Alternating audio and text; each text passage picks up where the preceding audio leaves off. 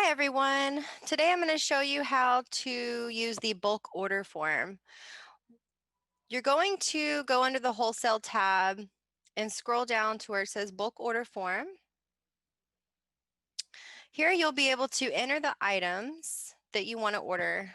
You'll put in the base number only, so everything to the left of your dash. So for instance, item number 115, our gown.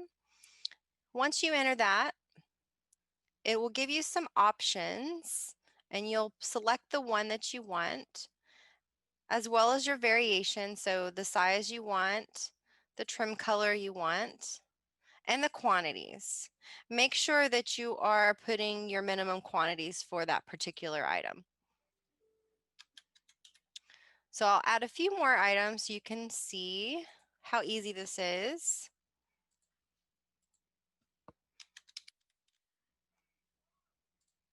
Now, once you're finished adding items to the bulk order form, and including your quantities, it won't add without your quantities.